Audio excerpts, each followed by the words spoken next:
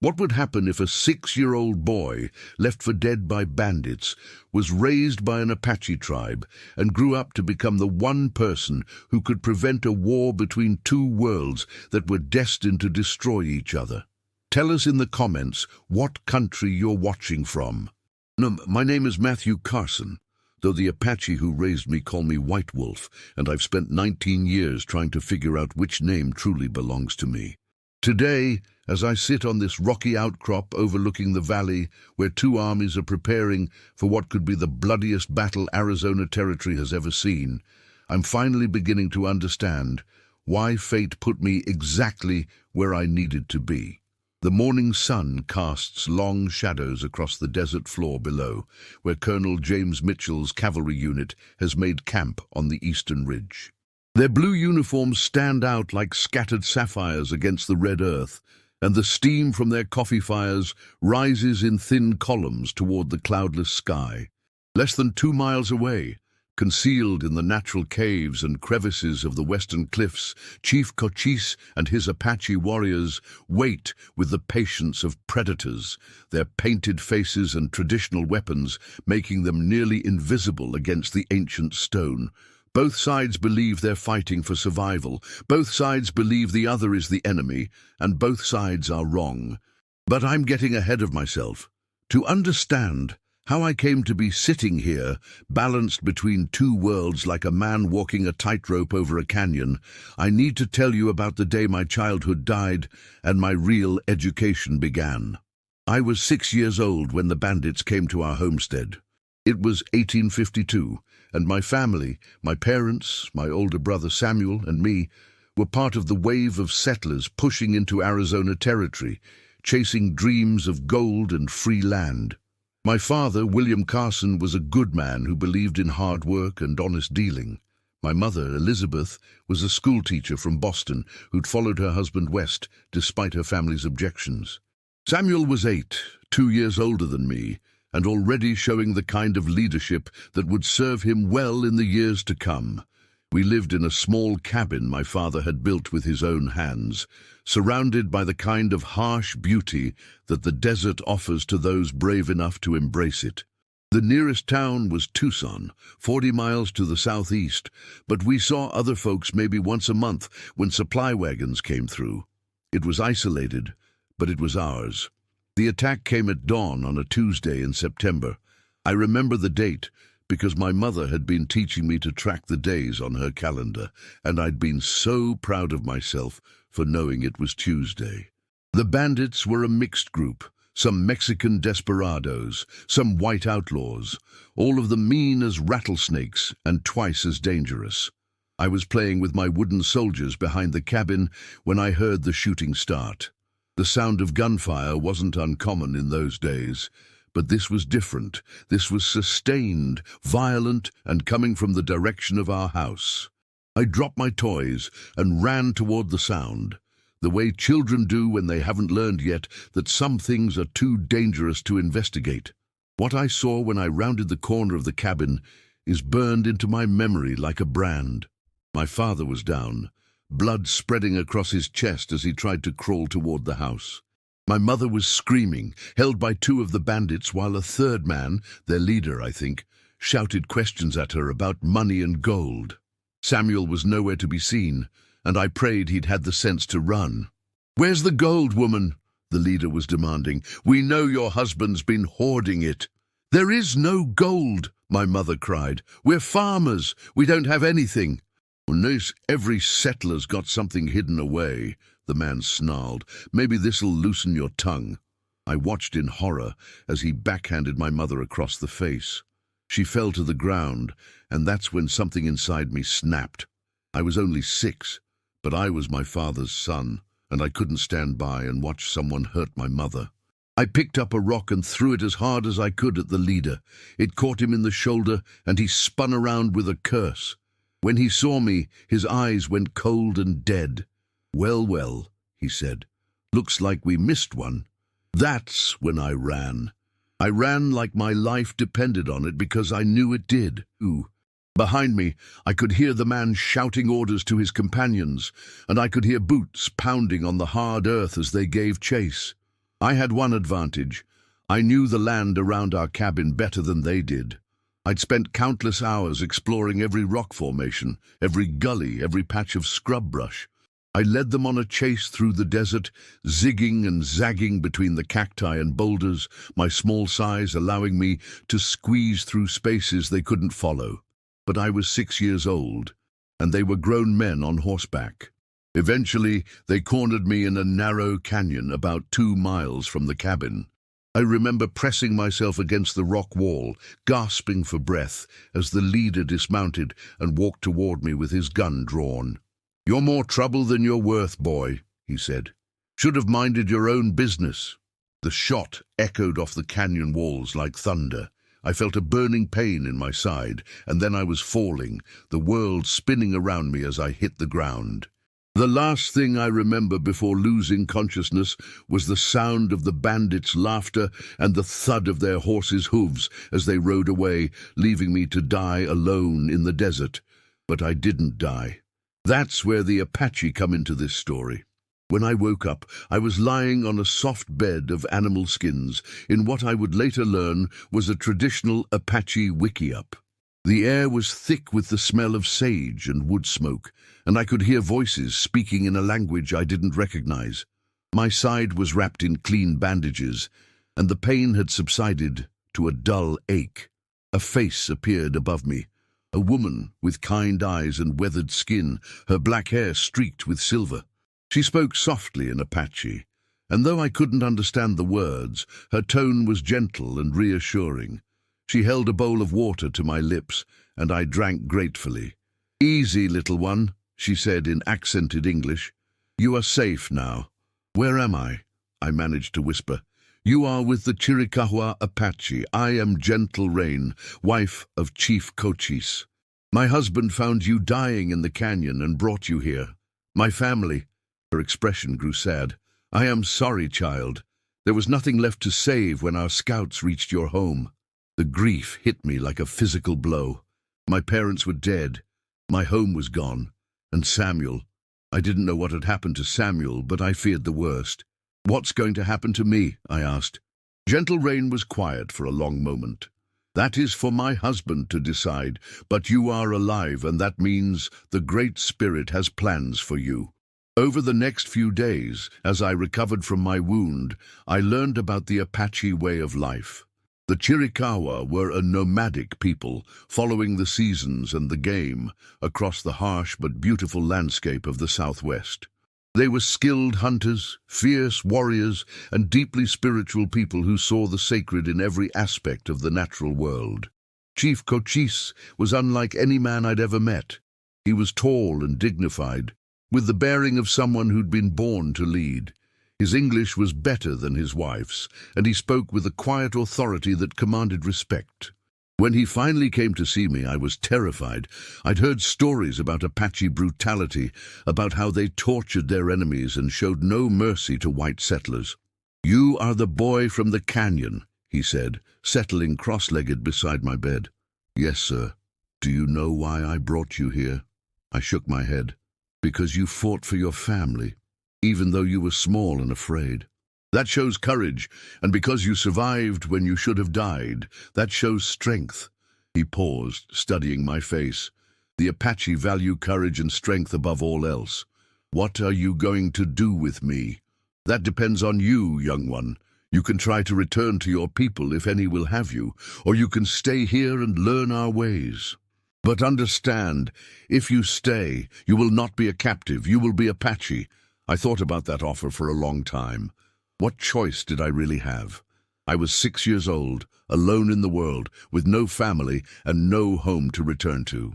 But more than that, I was beginning to see that these people who'd been painted as savages in the stories I'd heard were actually decent, honorable folks who lived by a code as strict as any I'd known.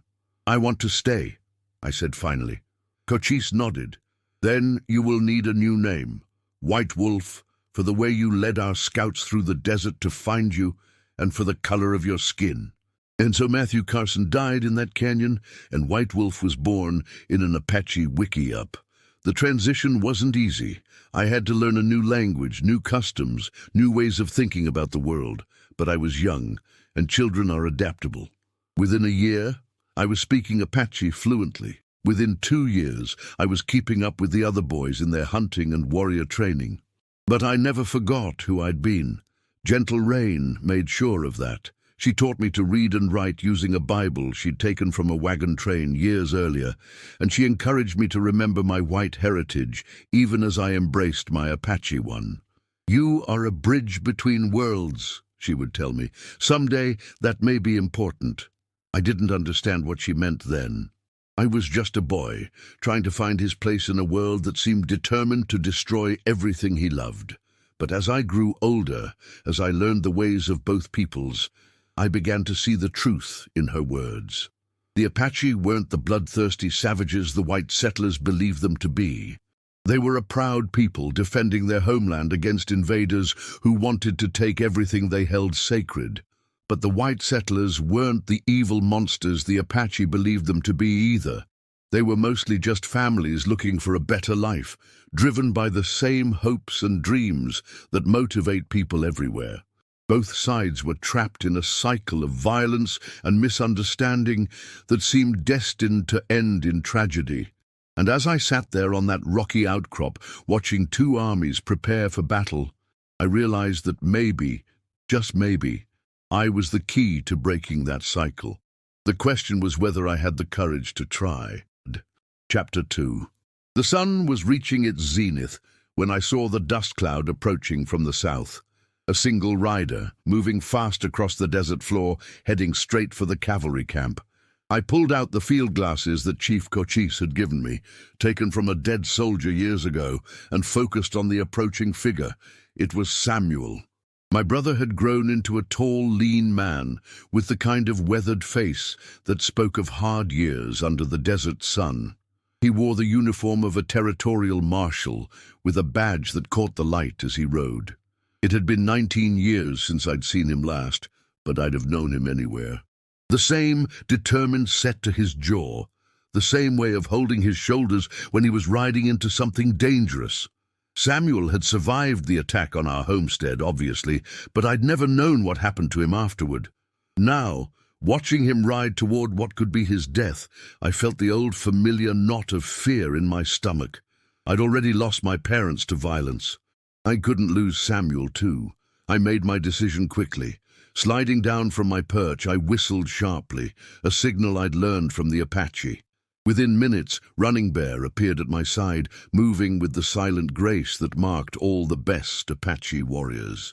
"What do you see, White Wolf?" he asked in Apache. "Trouble," I replied in the same language, "and maybe opportunity." Running Bear was my closest friend among the Apache, despite the fact that he'd initially opposed my presence in the tribe. We'd fought as boys, trained together as young men, and hunted side by side as adults. He understood me better than anyone, which was why he immediately grasped the significance of what I was thinking. "You want to go down there," he said. It wasn't a question. "I have to. Cochise won't like it." Cochise gave me permission to do whatever I thought was necessary to prevent this war. He meant negotiate. He didn't mean walk into the middle of their camp. Sometimes the only way to build a bridge is to stand in the middle of the river. Running Bear studied my face for a long moment. "You're not just talking about preventing a war, are you? That rider, he means something to you." I nodded. "He's my brother. Your white brother." "My brother," I corrected firmly. "Blood doesn't change color just because you live in different worlds. And if he tries to arrest you, if he sees you as just another Apache to be defeated, then I'll deal with that when it happens." Running Bear sighed. "You're the most stubborn white man I've ever known." "I'm Apache, too." "Yes, but it's the white part of you that's going to get you killed." Despite the tension of the moment, I smiled. "Probably." I made my way down the cliff face using paths that only the Apache knew existed. The route took me through hidden caves and narrow ledges, emerging eventually in a wash that ran along the eastern side of the valley. From there, I could approach the cavalry camp without being seen by the sentries. The camp was exactly what I'd expected. Orderly, efficient, and tense.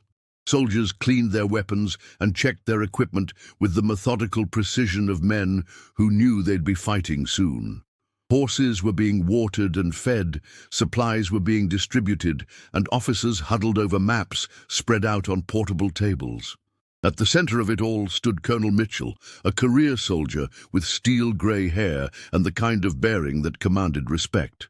He was talking with Samuel, and from their body language, I could tell the conversation wasn't going well. "I understand your concerns, Marshal," Mitchell was saying as I got close enough to hear. "But my orders are clear. The Apache have been raiding settlements throughout the territory. This ends now." "Colonel, I'm not disputing your orders," Samuel replied. "I'm questioning your intelligence. The reports I've been getting suggest that most of the recent raids weren't carried out by Cochise's people." "Then who?" "Renegades. Apache who've broken away from the main tribes. Maybe some of the Mexican groups that have been operating in the area. Does it matter? Apache are Apache. It matters because if you attack Cochise's people for crimes they didn't commit, you'll turn every Apache in the territory into an enemy. Right now, some of them are still willing to talk." "Talk?" Mitchell's voice rose. "Marshal, these people have been attacking wagon trains, burning homesteads, killing innocent families. The time for talk is over. What if I told you there might be another way?" The voice that spoke was mine, and both men spun around to see me standing at the edge of their camp circle. I'd approached so quietly that neither they nor the sentries had noticed me, a skill I'd learned from the Apache. "Who the hell are you?" Mitchell demanded, his hand moving toward his sidearm. "I'm someone who might be able to prevent a lot of good men from dying today." Samuel was staring at me with an expression I couldn't read. "Do I know you?" "You should. You used to read me bedtime stories." The color drained from his face. "Matthew?" "Hello, Samuel." For a moment, the entire camp seemed to hold its breath. Then Samuel was moving toward me, his arms outstretched, and I was stepping into an embrace I'd been dreaming about for 19 years. "My God," he whispered, "we thought you were dead. We searched everywhere, but there was so much blood. I almost was dead. The Apache saved me." "The Apache?" He pulled back to look at me, taking in my appearance for the first time. I was dressed in a mixture of Apache and white clothing, buckskin pants and shirt, but with a cavalry hat I'd acquired in a trade. My hair was longer than any white man would wear it, and I had tattoos on my arms that marked me as a member of the Chiricahua tribe. "They raised me," I said simply. "Chief Cochise took me in when I was 6 years old." "Jesus Christ," Mitchell breathed. "You're an Apache." "I'm both," I corrected. "Apache and white, and right now I'm the only hope you have of avoiding a massacre." "What do you mean?" "I mean that Cochise has 60 warriors positioned in the cliffs above this camp. You have 47 men. Your cavalry charges are useless in this terrain, and the Apache know every inch of this ground. If you attack, you'll be slaughtered." Mitchell's face hardened.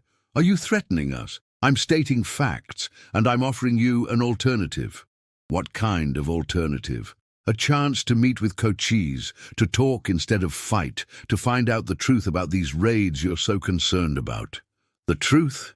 "The truth is that Apache have been killing innocent people. Some Apache, yes, but not Cochise's people. And not for the reasons you think." "Then why?" "Because white settlers have been encroaching on sacred Apache land. Because the government keeps making promises it doesn't keep. Because both sides are so busy preparing for war that nobody's bothering to look for peace."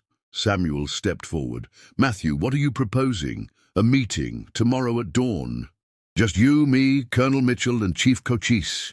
No weapons, no soldiers, no warriors, just 4 men trying to find a way to avoid a war that'll destroy everyone involved. And if we refuse, then you'll attack, and most of you will die. And then more soldiers will come, and more Apache will die, and the cycle will continue until there's nothing left but graves and regret." Mitchell studied me for a long moment. "You really think you can broker a peace between us?" "I think I can help you understand each other. What you do with that understanding is up to you. Why should we trust you?" Because I'm the only person in this valley who has nothing to gain from a war. I love the Apache, they're my family. But I also remember what it was like to be white, to have dreams of building something in this territory.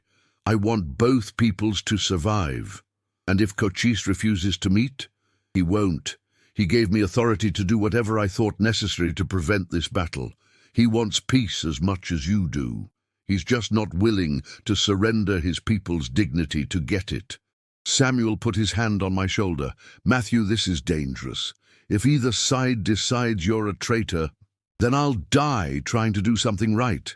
It's better than living with the knowledge that I could have prevented a war and chose not to.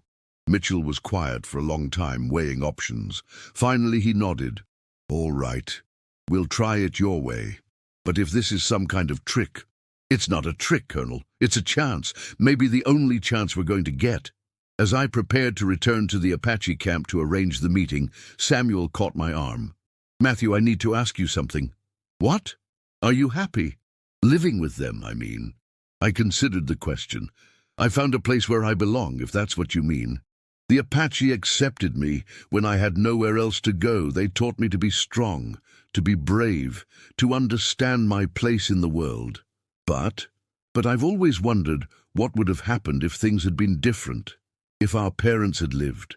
If I'd grown up white. You can come back with me, you know, after all this is over. You're still my brother.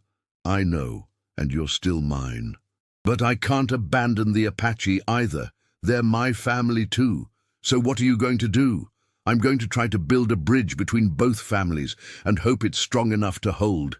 That night, I climbed back up to the Apache camp to find Chief Cochise waiting for me. He listened without interruption as I explained what I'd arranged, his weathered face giving no hint of his thoughts. You think this Colonel Mitchell can be trusted? He asked finally. I think he's a soldier doing what he thinks is right, just like you. And your brother? Samuel's a good man. If anyone can understand what we're trying to do, it's him. Cochise nodded slowly. Very well. We will meet.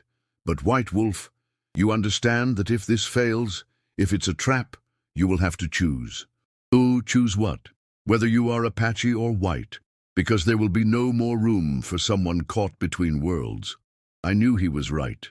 Tomorrow's meeting would determine not just the fate of two peoples, but the fate of the man I'd become. I'd spent 19 years learning to balance between two identities, but that balance was about to be tested in ways I'd never imagined. The question was whether Matthew Carson and White Wolf could find a way to coexist, or whether one of them would have to die for the other to survive. Chapter 3. Dawn came too quickly and not quickly enough. I'd spent the night in prayer and preparation, following both Apache and Christian traditions as I sought guidance for what lay ahead.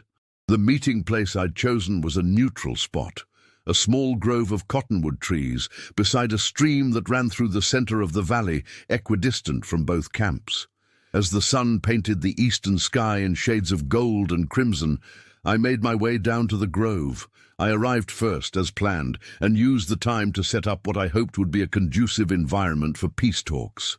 I arranged 4 large stones in a circle, Apache style, and built a small fire in the center. The smoke would rise straight up in the still morning air, visible to both camps as a sign that the meeting was proceeding.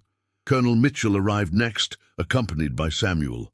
Both men were armed despite the agreement, but I'd expected that. Trust would have to be earned gradually. Any sign of Cochise? Mitchell asked, his eyes scanning the surrounding terrain. He'll be here, I assured him. Apache are never late for important meetings. How do you know he won't bring warriors with him? Because I know Cochise. He's a man of his word.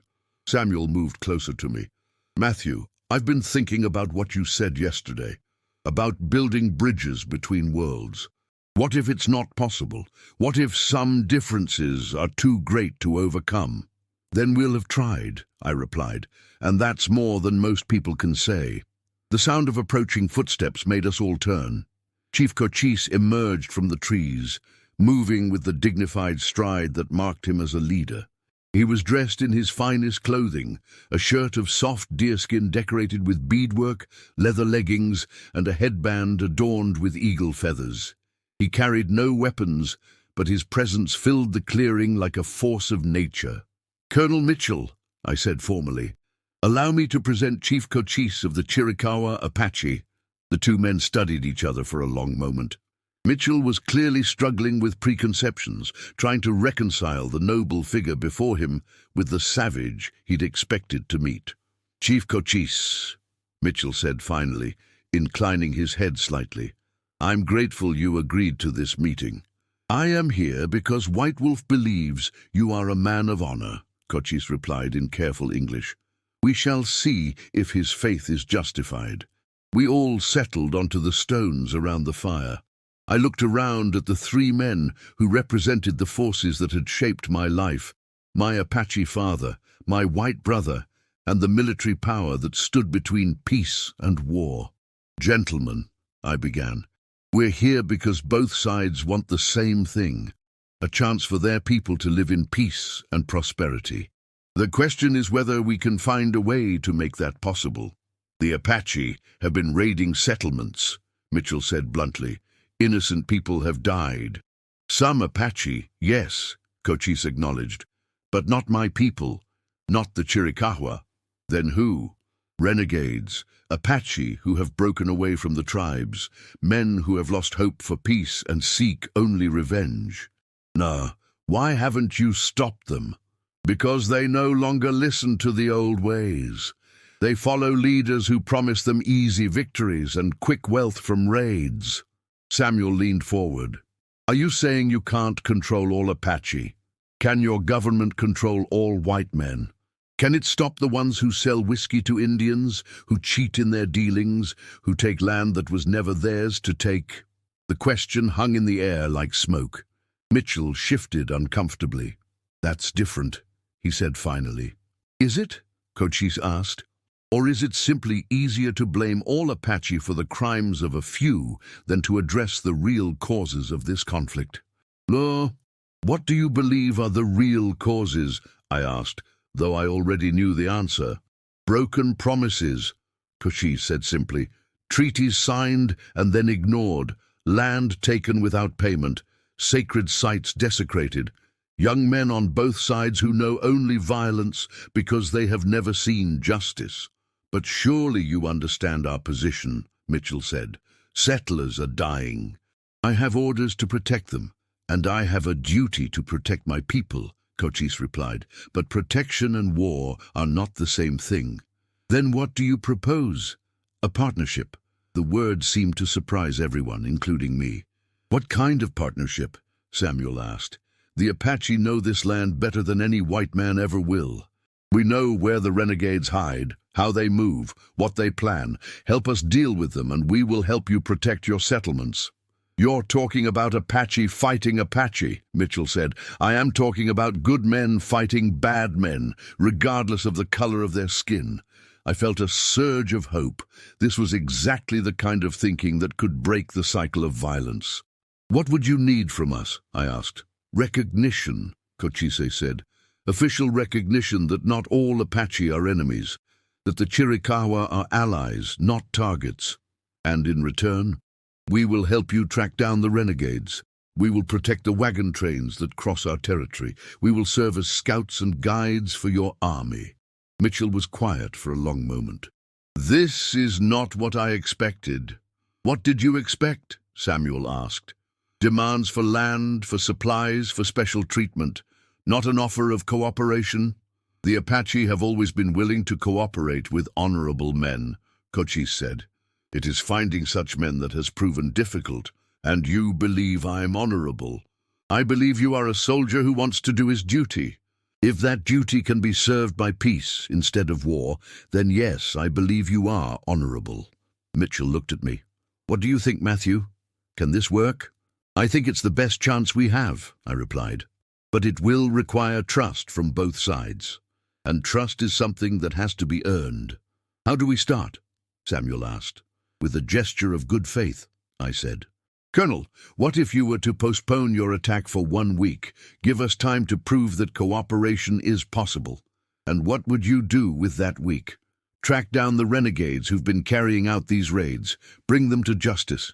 Justice according to whom? According to both peoples, Cochise said, let them face trial under both Apache and white law. Mitchell considered this. And if you can't find them, then you'll have lost nothing but time, and if we can find them, you'll have gained allies instead of enemies. I'll need to send word to my superiors. Of course, but in the meantime, both sides could pull back from their positions, show that peace is possible. Mitchell stood up, pacing to the edge of the clearing. This is either the most sensible thing I've ever heard, or the most naive. Sometimes, I said, they're the same thing. He turned back to us. All right, I'll give you 1 week. But if this fails, if there's even one more attack on settlers— There won't be, Cochise said firmly. You have my word. And if I find out this has been a trick, if you've been using this time to prepare for war, then you'll know that I'm no different from the men who killed your parents, I said quietly. And you'll do what you have to do. Samuel looked at me with concern. Matthew, that's a hell of a risk you're taking. The biggest risks sometimes offer the biggest rewards. As the meeting broke up, Cochise approached me privately. You did well, White Wolf, but now comes the hard part. Finding the renegades? No. Proving that a man can serve two peoples without betraying either one. Do you think it's possible? I think you are about to find out. That afternoon, I began the hunt that would define the rest of my life. Using my knowledge of both Apache and white tactics, I set out to track down the renegades who had been terrorizing the territory. It wasn't easy. These men were skilled fighters who knew the land almost as well as I did. But they had one weakness. They underestimated what a man could accomplish when he was fighting for something bigger than himself. The trail led me through hidden canyons and across wind-swept mesas, through Apache sacred sites and abandoned homesteads. At each stop, I learned more about the renegades' plans, their methods, their weaknesses, and slowly I began to close the net around them. The final confrontation came at dawn on the 6th day, in a box canyon where the renegades had made their camp. There were 8 of them, led by an Apache warrior named Broken Arrow, who had been banished from his tribe for excessive cruelty. They had been planning one final raid before disappearing into Mexico. White Wolf, Broken Arrow called out when he saw me approaching, the Apache who lives with his enemies. I live with my family, I replied. Both of my families. There is no peace between Apache and white men. There is only war. Then you're fighting the wrong war. The battle was short, but fierce. When it was over, 3 of the renegades were dead, 5 were captured, and I had a bullet wound in my shoulder that would serve as a permanent reminder of the price of peace. I brought the captured renegades back to the valley, where Colonel Mitchell, Samuel, and Chief Cochise were waiting. The trial that followed was unlike anything that had ever been held in Arizona territory, a joint proceeding that honored both Apache and white legal traditions. In the end, justice was served, and more importantly, trust was established. The partnership between the Cavalry and the Apache proved successful beyond anyone's expectations. The renegade raids stopped, trade relationships were established, and for the first time in decades, the territory began to experience genuine peace. But the most important victory was a personal one. I had found a way to be both Matthew Carson and White Wolf, to serve both the Apache and the white communities that had shaped me. I had built a bridge between worlds, and that bridge was strong enough to hold. Years later, when I became the first Apache white liaison officer in the U.S. Army, people would ask me how I'd managed to succeed where so many others had failed. The answer was simple. I had learned that the greatest strength doesn't come from choosing one identity over another, but from finding the courage to embrace all of who you are. Some bridges are built with stone and steel. Others are built with understanding and hope. Both kinds can change the world, but only one kind can change the human heart. And sometimes, that's all it takes. We hope you enjoyed this powerful story of identity, belonging, and the courage to bridge two worlds. What did you think of Matthew's journey from lost boy to peacemaker? Do you believe that understanding between different cultures is possible, even in the most challenging circumstances? Soon share your thoughts in the comments below, and don't forget to subscribe to our channel for more incredible stories of courage, redemption, and the power of the human spirit.